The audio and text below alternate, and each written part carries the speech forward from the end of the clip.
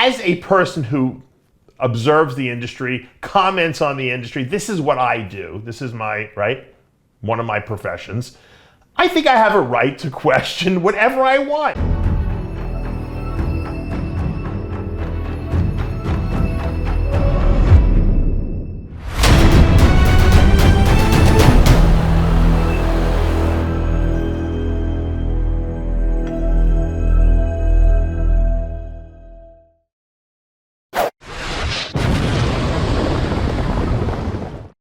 Dave Palumbo here with an RxMuscle rant. You guys have been waiting for this one. I know you've been saying, when is Dave going to respond to this one? But actually, I was saying to myself the other day that it's been very quiet around, Christmas holidays.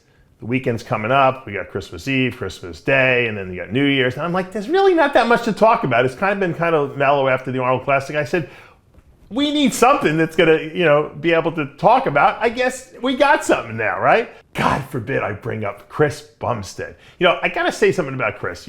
From the very beginning, when I first saw him win the North American in bodybuilding, and then go to Classic Physique, which we all knew was a perfect fit for him, and go to his first Olympia, and I saw him on that stage, and you can ask the people around me. I was sitting with a bunch of people. I said, this guy is gonna win this show, and he's going to win 10 Olympias. That's how good this guy is. I said, he is unstoppable. And I got news for you. The people around me didn't agree that he should have won this show. When Breon Ansley beat him, they were like, no, Breon's got better biceps. I'm like, this guy is classic physique in the dictionary. This is the definition of classic physique. This guy has got a look and a structure and a body that defines this division better than anyone. I said, he can't lose. And so I was his biggest advocate right from the beginning. Always loved his physique. I saw his potential. I knew that he was going to grow into a great champion. I'm so happy that he's done well. I've done nothing but praise this guy over the years. So I don't know where all this hate on the Bumstead. Now Chris has got this enormous following, obviously, of people who love him and want to be associated with him. And whenever you have a celebrity of that caliber, and he is a celebrity at this point, anyone who has over 1 million followers to me is a celebrity. This guy's got 22 million. Anytime you got a person of that caliber, if you criticize the person or even suggest anything that is not copacetic with them, you automatically become enemy number one, which is what happened to me. God forbid I question the validity of his 22 million followers, because let's face it, the United States has 330 million people in it, right?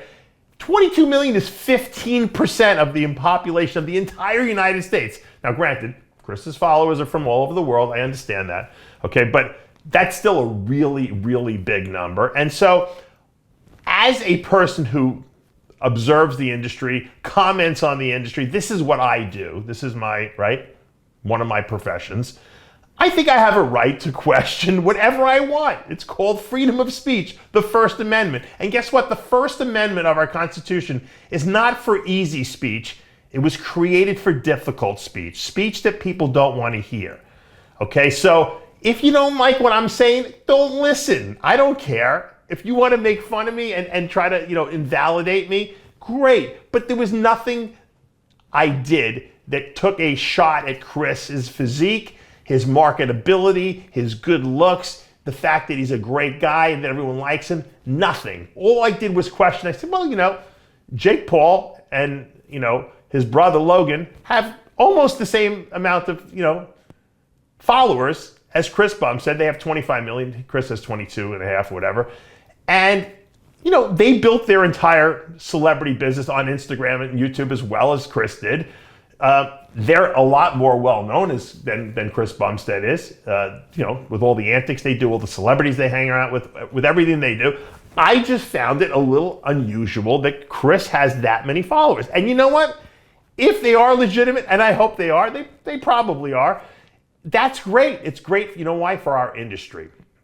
You know why it's great for the industry? Because it means that a bodybuilder can actually break into the mainstream American life of social media, which is everything now, right? And can make an impact. And I don't think that any of us were able to do that before, even with Jay with his 5 million followers and this one with his couple million, because a couple million is a lot different than 22 million. Okay, 22 million is celebrity, levels. And if that's the case, great. Now, the other thing I thought that was very funny is that, people are making fun of the fact that I said, well, if he's that popular, he should have his own energy drink, even though I know he has his own company. Which I completely throw myself on the mercy of the court. I completely forgot. And you know what the funny thing was? I had just watched the Patrick Bet-David interview where he talks about, he has an energy drink sitting right in front of him on the thing, and Patrick mentions it, and for some reason I blocked it out. But if you watched my Heavy Muscle radio show where I actually was talking about this whole topic, not 3 seconds later, John Hansen reminded me he did have an energy drink. I said, oh yeah, that's right. Put it this way, Logan Paul only has 27 million followers. You think Logan Paul, Who's that? What? The Paul brothers, Logan and Jake Paul. Yes. Everyone almost everyone who's over 20 knows who it is. Right. I'm just saying, I can't believe that Chris is that close to Logan Paul. If Chris really has 22 million followers, like legit 22 million, he should be selling his own energy drink. Weren't they advertising some kind of energy drink he was selling on the show? Didn't they have it like stacked up in front of him? Oh, yeah. I think you're right. Actually, yeah. We'll see. Yeah. I got to give Chris a plug on his energy drink since I just questioned his following. Yeah. This is his bum energy drink. So he's got a couple flavors here too. Citrus Burst. What is this? Orange Sunrise. Now I'm gonna have to go buy some. And oh yeah, I remember he was talking about it. He said it only has like 112 or 110 milligrams of caffeine in it. Yeah. He says it's not loaded with caffeine, which I think is cool. That's a good idea. So it wasn't like I was harping on it for 30 minutes about the fact that he should get his own energy drink. It slipped my mind. I'm sorry. I am fallible. I make mistakes. I'm not afraid to apologize when I make a mistake. Sorry, there was a 3-second gap in my memory for that moment. But it really had nothing to do with the video. It was just making a statement of the fact that with that kind of marketability, whether he has 10 million or 20 million, it doesn't matter. He can sell anything. And I'm sure he is selling a lot of stuff.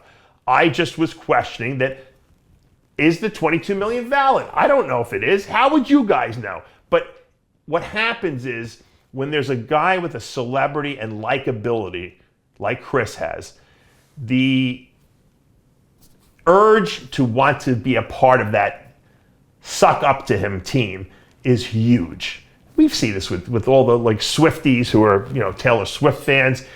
There are so many people out there who are nut huggers who will kiss Chris's ass. I'm not talking about his close friends or his family. I understand that those people are truly loyal and friends to him. But the people who want jobs from Chris, who will suck up to him, the fans who will basically shine his shoes every day of his life because they just want to be like him. And it's a little nauseating to see all these people jump on the bandwagon. It's people who don't even care about him, but just want him to see, oh, maybe if Chris sees that I supported him in this whole thing, he'll like me or give me a shout out or maybe give me a job later on down the road. That's the society we live in, right? Anyone who says anything about someone's hero is a villain. Me, the villain, right? And anyone who supports, the establishment is part of the whole team, right? And so the irony of that thing is if God forbid Chris did something bad and it came out in the news, whether he really did it or not, even if someone accused him of doing something bad, these same people that are hugging his nuts now would be the same people condemning him. Not a day later they would be doing it and wouldn't be thinking anything of it. Obviously, friends and family would support him because those are his real support group. Now, I did find it interesting that Ian Valier, his brother-in-law, who's married to Chris's sister, Melissa, would go on, and I know Ian likes social media and he likes to go after people, but he really kind of attacked me in kind of a nasty way, which is fine. It doesn't affect me one way or another, but I've been a really big supporter of Ian. Number one, I was there the day he turned pro, And I interviewed him, promoted him, talked about him in Acapulco, Mexico, when he won the Latin American Amateur Olympia. His whole career, I've been super supportive of him. When they got in trouble, it was a year or two ago, importing anabolic steroids from Canada into Florida, and his wife unfortunately had to take the rap for that via FedEx delivery, controlled delivery.